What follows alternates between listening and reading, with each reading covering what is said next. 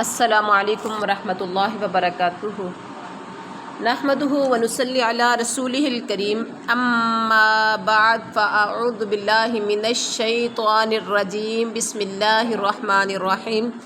رب اشرح لی صدری ویسر لی امری واحلل عقدۃ من لسانی یفقہوا قولی۔ اللہم صلی علی محمد وعلی آل محمد کما صلیت علی ابراہیم وعلی آل ابراہیم انک حمید مجید۔ اللہم بارک علی محمد وعلی آل محمد کما بارکت علی ابراہیم وعلی آل ابراہیم انک حمید مجید۔ سب سے پہلے پورشن ہمارا تلفظ تجوید کا ہوگا انشاءاللہ۔ پیچھے ہم نے جو تذکرہ پڑھا تھا، منافقین کا تذکرہ پڑھا، یاد ہے؟ منافقت، اور ایک اور ہم نے بڑا اہم اصول پڑھا تھا کہ اب چاہے اپنے نفسوں کے خلاف، اپنے ماں باپ کے خلاف یا اپنے رشتہ داروں کے خلاف ہی کیوں نہ ہو، انصاف کرنا ہے۔ کیا کسی نے یہ میسج پہنچایا؟ الحمدللہ میرا میسج پہنچ چکا، ٹھیک ہے۔ ان المنافقین، بے شک منافقین، ان حروف مشبہ بالفعل ہے، نون مشدد اور میم مشدد پر غنہ کیا جاتا ہے، اور غنہ کتنا؟ ایک الف کی مقدار کے برابر۔ ان المنافقین، بے شک منافقین، یخادعون اللہ، دھوکہ دیتے ہیں اللہ کو، اور ہوا جو ہے وہ یہ ضمیر ہے غائب کی، اس کا مرجع اللہ کی طرف جا رہا ہے۔ وہ خادعوہم، دھوکہ دے رہے ہیں، وہ دھوکہ دے رہا ہے انہیں، خادعوہم وہ دھوکہ دے رہا ہے انہیں۔ وَإِذَا، اور جب، قاموا وہ سب کھڑے ہوتے ہیں، إِلَى الصَّلَاةِ نماز کی طرف، قاموا وہ سب کھڑے ہوتے ہیں، کسالى سستی کرتے ہوئے، کاہل ہو کر، یراؤون الناس، یراؤون الناس، یراؤن وہ سب دکھلاتے ہیں، را یرا کا مطلب ہوتا ہے دکھاوا کرنا، ٹھیک ہے۔ وہ سب دکھاتے ہیں، ناسا لوگوں کو، ولا اور نہیں، یذکرون اللہ وہ ذکر کرتے اللہ کا، الا مگر، قلیلا تھوڑے۔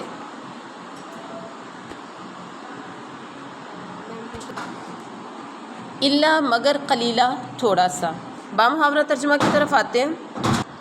ان المنافقین یخادعون اللہ، بے شک منافق اللہ سے چال بازیاں کر رہے ہیں، بے شک منافقین اللہ کو دھوکہ دے رہے ہیں، اور وہو خادعوہم، اور وہ ان سے چال بازی کرنے والا ہے، وہ ان کو دھوکہ دینے والا ہے۔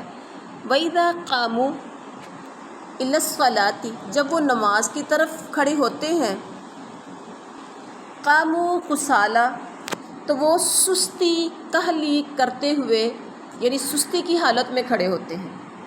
یراؤون الناس، صرف لوگوں کو دکھانے کے لیے، ولا یذکرون اللہ الا قلیلا، اور جب اور یاد الہی، اللہ تعالیٰ کی یاد تو یوں ہی برائے نام کرتے ہیں،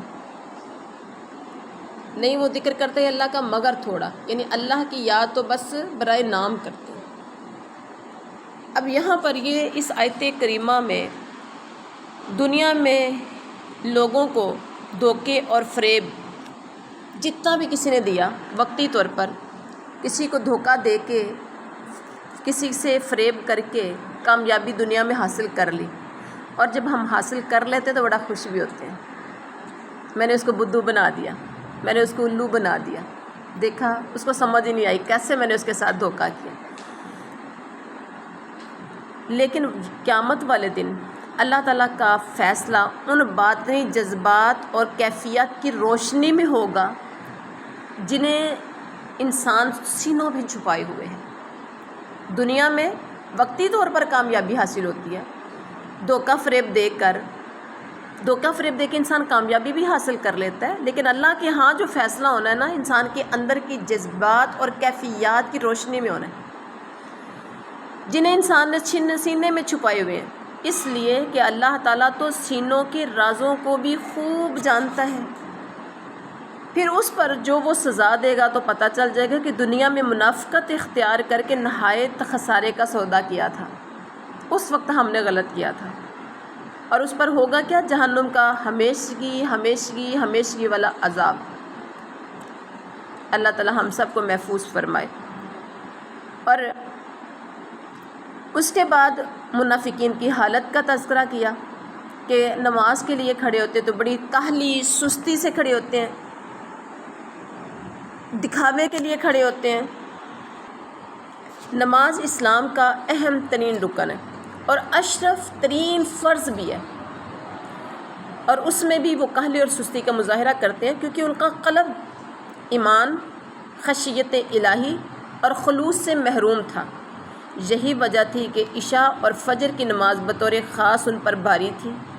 نبی کریم صلی اللہ علیہ وسلم کا فرمان ہے کہ منافق پر عشاء اور فجر کی نماز سب سے زیادہ بھاری ہے۔ آج آپ اکثر لوگوں سے بات کر لیں تو کیا نہ کیا ہوتا ہے، فجر کی نماز نہیں پڑھی جاتی۔ کچھ لوگوں کا ہوتا ہے کہ چلو فجر کی پڑھ لیتے، عشاء کی نماز نہیں پڑھی جاتی، سستی آ جاتی ہے۔ یہاں سے کیا پتہ چلا؟ اگر وہ صحیح ایمان والا ہے تو وہ سستی نہیں کر سکتا۔ سستی کون کرے گا؟ جو منافق ہوگا۔ آپ اور میں اگر عشاء اور فجر کی نماز میں سستی کرتے ہیں تو آپ سمجھیں آپ کے اندر منافقت کا اثر ہے، خالصتاً اللہ کی محبت نہیں ہے۔ کون کون صحیح فجر اور عشاء کی نماز ٹائم پہ پڑھتا ہے؟ رہ جاتی ہے، تو پھر آپ سمجھ لیں کہ منافقت کا بھی اثر ہے۔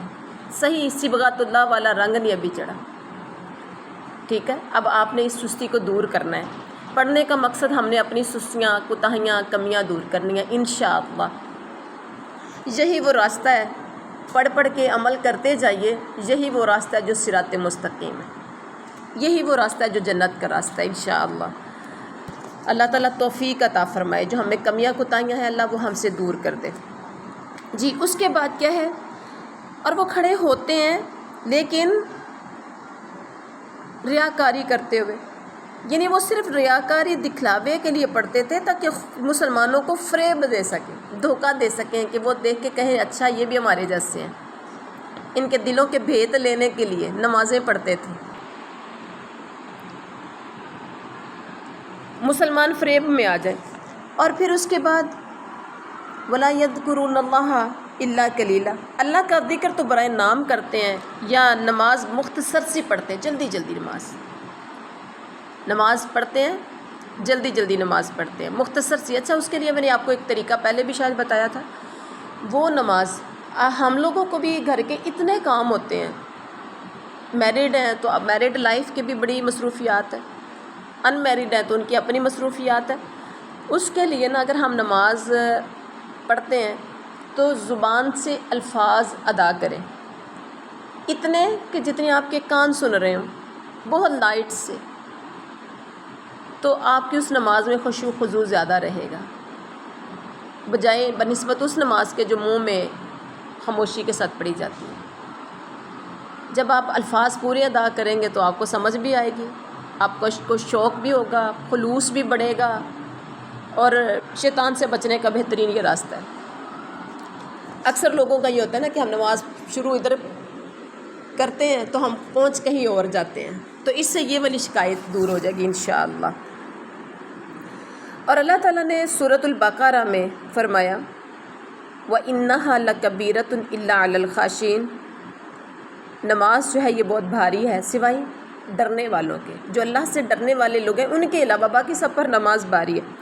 حدیث میں بھی نبی کریم صلی اللہ علیہ وسلم نے فرمایا یہ منافق کی نماز ہے، یہ منافق کی نماز ہے، یہ منافق کی نماز ہے کہ بیٹھا ہوا سورج کا انتظار ہی کرتا رہتا ہے۔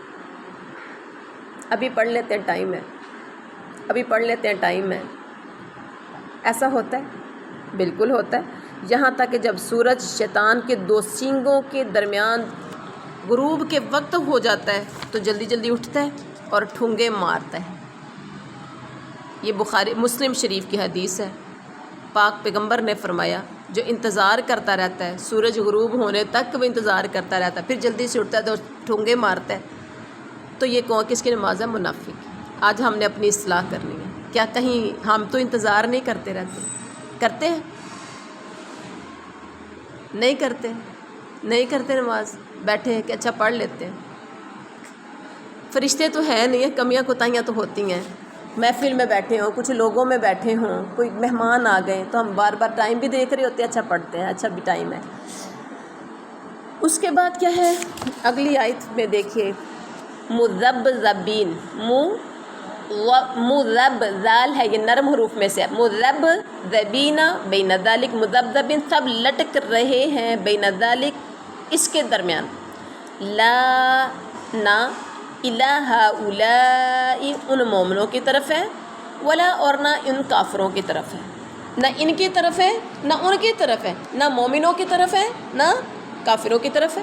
وَمَن يُضْلِلِ اللَّهُ جسے گمراہ کر دے اللہ، فَلَن تَجِدَ تو ہرگز نہیں آپ پائیں گے لہو اس کے لیے سبیلا کوئی راستہ۔ بامحاورہ ترجمہ، مذبذبین بین ذالک لا الہ اولائی ولا الہ اولا، وہ درمیان میں ہی معلق ڈگمگا رہے ہیں، نہ پورے ان کی طرف صحیح اور نہ ہی صحیح طور پر ان کی طرف، یعنی کفر اور اسلام کے درمیان میں لٹک رہے ہیں، نہ پورے ایمان کی طرف ہے، مومنوں کی طرف ہے، نہ پورے کافروں کی طرف ہے۔ اس کے بعد وَمَن يُضْلِلِ اللَّهُ فَلَن تَجِدَ لَهُ سَبِيلًا جسے اللہ گمراہی میں ڈال دے تو اس کے لیے کوئی آپ راہ نہ پا سکیں گے۔ اصل میں نا ان کو اللہ نے گمراہ کر دیا، یعنی کافروں کے پاس جاتے ہیں تو ان کے ساتھ، اور مومنوں کے پاس آتے ہیں تو ان کے ساتھ دوستی اور تعلق کا اظہار تو کرتے ہیں ظاہراً اور باطناً۔ وہ مسلمانوں کے ساتھ ہے نہ کہ کافروں کے ساتھ، ظاہر ان کا مسلمانوں کے ساتھ ہے تو باطن کافروں کے ساتھ ہے۔ اور بعض منافق تو کفر و ایمان کے درمیان متذبذب ہی کا شکار رہتے ہیں۔ نبی کریم صلی اللہ علیہ وسلم نے فرمایا منافق کی مثال اس بکری کی طرح ہے جو جفتی کے لیے دو ریوڑوں کے درمیان متردد رہتی ہے۔ دو ریوڑوں کے درمیان، ایک ریوڑ ادھر ہے، ایک ریوڑ ہوتا ہے جس میں زیادہ ساری بکریاں ہوں، ٹھیک ہے، اکٹھا ہو کے جو چلتا ہے وہ بکریوں کا ریوڑ کہلاتا ہے۔ ایک ریوڑ اس کو ادھر نظر آیا، ایک ادھر نظر آیا، اور وہ بکری ایک درمیان کبھی ادھر بھاگتی تو کبھی ادھر بھاگتی، کبھی ادھر بھاگتی تو کبھی ادھر بھاگتی، بکری کی تلاش میں کبھی ایک ریوڑ کی طرف جاتی ہے تو کبھی دوسرے کی طرف، لیکن وہ دونوں کی طرف کی نہیں رہتی۔ دھوبی کا کتا نہ گھر کا نہ گھاٹ کا، نہ ادھر کے رہے نہ ادھر کے، نہ خدا ہی ملا نہ وصال صنم، ایسے ہی بھٹکتے رہے۔ یہ منافقین کا حال ہے۔ یا ایھا الذین، اے لوگو، آمنو جو ایمان لائے ہو، لا تتخذوا الکافرین، نہ تم سب پکڑو، نہ تم سب بناؤ کافروں کو اولیاء دوست، من دون المؤمنین مومنوں کے علاوہ، اتریدون کیا تم چاہتے ہو، ان تجعلوا کہ تم بنا لو، للہ اللہ کے لیے، علیکم اپنے خلاف، سلطانا مبینہ واضح دلیل۔ بامحاورہ ترجمہ، یا ایھا الذین آمنوا لا تتخذوا الکافرین اولیاء من دون المؤمنین، اے ایمان والو مومنوں کو چھوڑ کر کافروں کو دوست نہ بناؤ۔ کیا تم یہ چاہتے ہو کہ اپنے اوپر اللہ کی صاف حجت قائم کر لو؟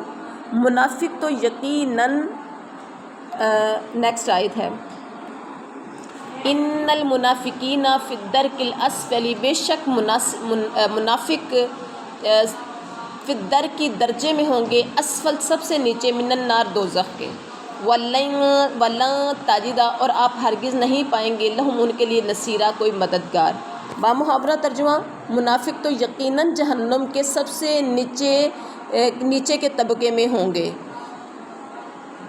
وَلَن تَجِدَ لَهُم نَصِيرًا ناممکن ہے کہ تو ان کا کوئی مددگار پا لے، یعنی آپ ان کا کوئی مددگار نہیں پائیں گے، الا الذین، سوائے ان لوگوں کے، تابو، جنہوں نے توبہ کی، واصلحوا، اور اصلاح کر لی، واعتصموا، اور مضبوطی سے پکڑا، باللہ، اللہ کو، یعنی اللہ کے دین کو، اور اخلصوا، سب نے خالص کر دیا، دینہم، اپنے دین کو، للہ، اللہ کے لیے، فاولئک، تو وہی لوگ، مع المؤمنین، مومنوں کے ساتھ ہیں، وسوف، اور عن قریب، یؤتی اللہ، دے گا اللہ مومنین، مومنوں کو، اجر عظیما، اجر عظیم۔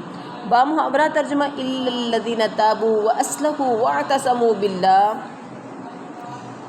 ہاں جو توبہ کر لیں اور اصلاح کر لیں اور اللہ پر کامل یقین رکھیں اور خالص اللہ ہی کے لیے دینداری کریں تو یہ لوگ مومنوں کے ساتھ ہیں۔ اللہ مومنوں کو اجر عظیم سے نوازے گا، اللہ مومنوں کو اجر عظیم دے گا۔ اب پیچھے بڑی آیت میں دیکھیے، ایمان والوں کو کہا گیا آیت نمبر 144 میں کہ مومنوں کو چھوڑ کر کافروں کو دوست نہ بناؤ۔ کیا تم یہ چاہتے ہو کہ اپنے اوپر اللہ کے صاف حجت قائم کر لو؟ یعنی اللہ نے تمہیں کافروں کی دوستی سے منع فرمایا ہے۔ اب اگر تم دوستی کرو گے تو اس کا مطلب یہ ہے کہ تم اللہ کو یہ دلیل مہیا کر رہے ہو کہ وہ تمہیں بھی سزا دے۔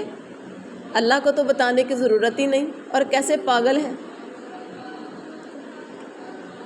کہتے ہیں کہ تم اللہ کو یہ دلیل مہیا کر رہے ہو کہ وہ تمہیں بھی سزا دے۔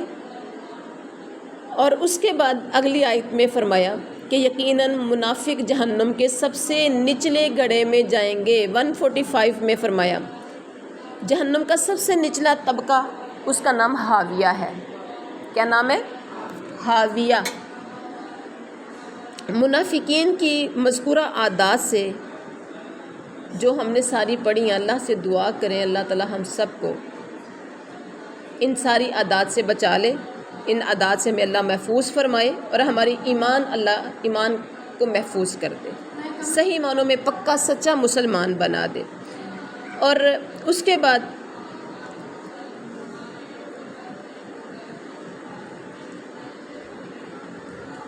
نیکسٹ فرمایا کہ ہاں وہ لوگ جو توبہ کر لیں۔ آیت نمبر 146 میں کیا فرمایا؟ ہاں جو توبہ کر لے، نمبر 1 بچنا کس نے ہے؟ توبہ کر لے۔ نمبر 2 توبہ کرنے کے بعد وہ اصلاح کر لے، اپنی غلطی اپنی منافقت سے توبہ کر لے، پھر اصلاح کر لے، آئندہ وہ منافقت اختیار نہیں کرنی۔ اور چوتھا نمبر کیا ہے؟ اللہ پر کامل یقین رکھے، سب کچھ کا مالک، عزت ذلت کا مالک، روزی تنگ دستی کا مالک، ہر چیز کا مالک اللہ ہے، اللہ پر بھروسہ کرے کامل، اور خالص اللہ ہی کے لیے دینداری کرے۔ خالص دینداری یعنی یہ 4 چیزوں کو خلوص دل سے تمام کرے، وہ جہنم میں جانے کی بجائے جنت میں اہل ایمان کے ساتھ ہو۔ فَأُولَٰئِكَ مَعَ الْمُؤْمِنِينَ، جو بندہ 4 کام کرتا ہے تو مومنین کے ساتھ ہوگا، اور مومنین کو اللہ تعالیٰ بڑا اجر عظیم دے گا انشاءاللہ۔ اور اگلی آیت میں فرمایا مَا يَفْعَلُ اللَّهُ، کیا کرے گا اللہ؟ دیکھیں انداز کیسا اللہ کا، مَا يَفْعَلُ اللَّهُ، کیا کرے گا اللہ، بِعَذَابِكُمْ، تمہارے عذاب سے، ان اگر شکر تم شکر کرو، وَآمَنْتُمْ، اور تم صحیح طور پر ایمان لے آؤ، وَكَانَ اللَّهُ، اور ہے اللہ، شاکرن، قدردان، علیمہ، جاننے والا۔ اس آیت کریمہ کا بامحاورہ ترجمہ دیکھیے، مَا يَفْعَلُ اللَّهُ بِعَذَابِكُمْ، اللہ تمہیں سزا دے کر کیا کرے گا؟ کوشچن مارک ہے، اللہ تمہیں سزا دے کر کیا کرے گا اگر تم شکر کرتے رہو اور با ایمان رہو؟ اللہ بہت قدر کرنے والا، پورا علم رکھنے والا ہے۔ مطلب یہ ہے کہ شکر گزاری کا مطلب ہے کہ اللہ کے حکم کے مطابق برائیوں سے پرہیز کرنا اور عمل صالح کا اہتمام کرنا، یہ گویا اللہ کی نعمتوں کا عملی شکر ہے۔ اور ایمان سے مراد اللہ کی توحید و ربوبیت پر اور نبی آخر الزماں حضرت محمد رسول اللہ صلی اللہ علیہ وسلم کی رسالت پر ایمان لانا ہے۔ تو جو شکر کرے گا وہ قدر کرے گا، جو دل سے ایمان لائے گا وہ اس کو جان لے گا اور اس کے مطابق بہترین جزا سے وہ نواز دے گا۔ تو اللہ تبارک و تعالیٰ سے دعا ہے اللہ ہم سب کو صحیح معنوں میں مسلمان بنا دے۔ تو یہ تھا ہمارا آج کا سبق، لیکن انشاءاللہ یہ رکوع کمپلیٹ ہم کریں گے، کیونکہ رکوع کمپلیٹ نہیں ہوا۔ یہ 5 سپارے الحمدللہ اللہ کے فضل و کرم سے آپ کے کمپلیٹ ہو چکے ہیں۔ آگے 6واں سپارہ سٹارٹ ہو رہا ہے، لا يحب اللہ الجہر۔ 6واں سپارہ سٹارٹ ہو چکا ہے، لا نہیں، يحب اللہ، حبا یحب کا مطلب ہوتا ہے پسند کرنا، محبوب رکھنا، نہیں پسند کرتا اللہ جہرا علانیہ بسوئی بری بات کو، من القولی کہنا، الا مگر ما جس پر ظلم کیا گیا ہو، وکان اللہ رہے اللہ سمیعاً علیما خوب سننے والا خوب جاننے والا۔ لا يحب اللہ الجہر بالسوء من القول، بامحاورہ ترجمہ، برائی کے ساتھ آواز بلند کرنے کو اللہ پسند نہیں کرتا۔ غور کریں، برائی کے ساتھ اللہ آواز بلند کرنے کو پسند نہیں کرتا، مگر الا من ظلم، ہاں جو مظلوم ہو، جس پر ظلم کیا جا رہا ہو، اور اللہ خوب سننے والا جاننے والا ہے۔ الا من ظلم، ہاں جو مظلوم ہو۔ شریعت نے تاکید کی ہے اس بات کی کہ کسی کے اندر برائی دیکھو، غور کریں، کسی کے اندر برائی دیکھو تو اس کا پرچار نہ کرو، بلکہ تنہائی میں اسے سمجھاؤ، الا یہ کہ کوئی دینی مصلحت ہو۔ اسی طرح کھلے عام اور علل اعلان برائی کرنا بھی سخت ناپسندیدہ ہے۔ ایک تو برائی کا ارتکاب ویسے ہی ممنوع ہے، چاہے پردے کے اندر ہی کیوں نہ ہو، دوسرا اسے سر عام کیا جائے، برائی بھی ہو اور سر عام ہو، یہ اس سے زیادہ گناہ ہے، اس سے بڑا جرم ہے، اور اس کی وجہ اس برائی کا جرم بڑھ سکتا ہے، کیونکہ زیادہ لوگ دیکھیں گے تو اس سے وہ برائی کا جرم بڑھ سکتا ہے، زیادہ لوگ ارتکاب کریں گے۔ قرآن کے الفاظ مذکورات دونوں قسم کی برائیوں کے اظہار سے ممانعت کو شامل ہے، ٹھیک ہے، برائی کی تظہیر نہیں کرنی، برائی کو پھیلانا نہیں ہے۔ ظالم کے ظلم کو لوگوں کے سامنے بیان کر سکتے ہیں کہ فلاں شخص نے میرے ساتھ ظلم کیا ہے، جس سے ایک فائدہ یہ متوقع بھی ہے کہ شاید وہ ظلم سے باز آ جائے، اپنی انسلٹ فیل کرے یا اس کی تلافی کی صحیح کرے، وہ ظلم روکنے کی کوشش کرے۔ دوسرا فائدہ یہ ہے کہ لوگ اس سے بچ کر رہیں، اس بندے سے بھی لوگ بچ کر رہیں، اس لیے آپ مظلوم آواز اٹھا سکتے ہیں۔ تو ایک حدیث میں آتا ہے کہ ایک شخص نبی کریم صلی اللہ علیہ وسلم کی خدمت میں حاضر ہوا، کہنے لگا مجھے میرا پڑوسی بڑا تنگ کرتا ہے، میرا ہمسایہ مجھے بڑا تنگ کرتا ہے۔ آپ نے سب سے پہلے تو اسے صبر کی تلقین کی کہ صبر کر، ہمسایہ کی عادتوں پر صبر کر۔ پھر 2-3 مرتبہ شکایت لے کر آیا، باری باری، کبھی کسی دن کبھی کسی دن۔ تو آپ صلی اللہ علیہ وسلم نے فرمایا تم اپنا سامان نکال کے باہر راستے میں رکھ دو، اپنا سامان نکال کے باہر راستے میں رکھ دو۔ اسے ایسا ہی کیا، جو بھی گزرتا اس سے پوچھتا کہ سامان کیوں باہر پڑا ہے، تو وہ پڑوسی کے ظالمانہ رویے کی وضاحت کرتا کہ میرا پڑوسی مجھ پہ ظلم کرتا ہے، مجھے بڑی تکلیف دیتا ہے، میں اس لیے باہر آ گیا ہوں سڑک پہ۔ وہ سن کر ہر کوئی اس پر لعنت کرتا، ملامت کرتا۔ پڑوسی نے یہ صورتحال دیکھ کر اس سے معذرت کر لی، کیا جب جاندی کا رج معافی دے، سامان اپنا رکھ، مجھے اتنا راستے میں ذلیل نہ کر، اور اسے آئندہ کے لیے ایذا تکلیف نہ دینے کا وعدہ کر لیا، اور اس سے اپنا سامان اندر رکھنے کی التجا کر دی، معاملہ رفع دفع ہو گیا۔ ظالم کو ظلم سے روکنے کے لیے اس کے ظلم کی تشہیر پھر کی جا سکتی کہ یہ شخص ایسا ہے، تاکہ دوسرے بھی سے باز رہیں۔ کئی فائدے ہیں اس کے، ہو سکتا ہے وہ خود باز آ جائے، اپنی انسلٹ سمجھتا ہوا۔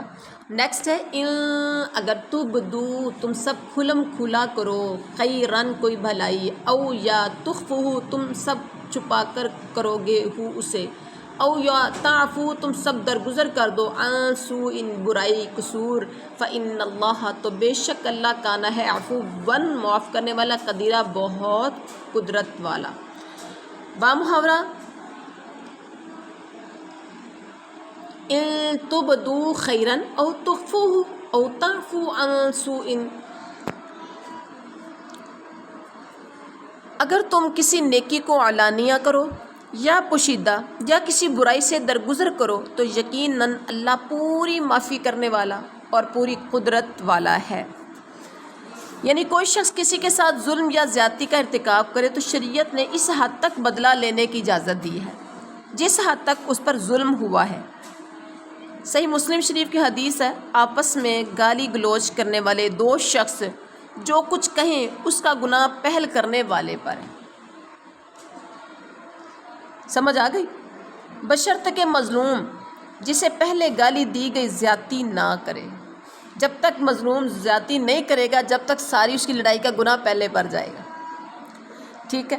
لیکن بدلہ لینے کی اجازت کے ساتھ ساتھ معافی اور درگزر کو پسندیدہ فرمایا کہ معاف کر دیا جائے، درگزر کر لیا جائے تو سب سے زیادہ بہتر ہے، کیونکہ اللہ تعالیٰ خود باوجود قدرت کاملہ کے عفو و درگزر کرنے والا ہے۔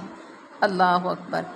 اور اس لیے سورۃ شورى کی آیت نمبر 40 میں آتا ہے کہ برائی کا بدلہ اس کی مثل برائی ہے، برائی کا بدلہ اس کی مثل برائی ہے، مگر جو درگزر کر دے اور اصلاح کر لے تو اس کا اجر اللہ کے ذمہ ہے۔ کسی نے کسی کو معاف کر دینا تو پھر اجر اللہ سے پانا ہے۔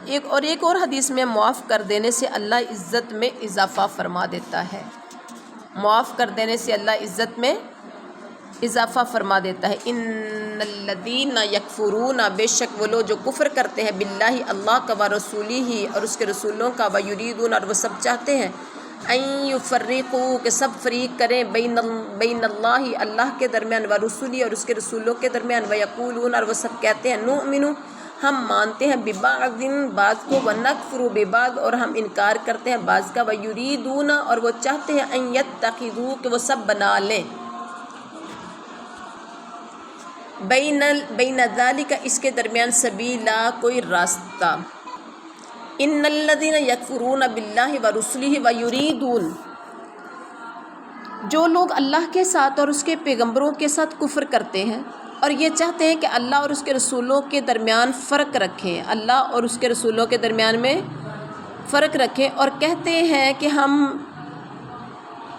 بعض نبیوں پر تو ہمارا ایمان ہے اور بعض نبیوں کے ساتھ ہم کفر کرتے ہیں، اور وہ چاہتے ہیں کہ وہ بنا لیں اس کے درمیان میں، چاہتے ہیں کہ اس کے بین کوئی راہ نکال لیں، بین درمیان میں کوئی راستہ بنا لیں، کوئی راہ بنا لیں۔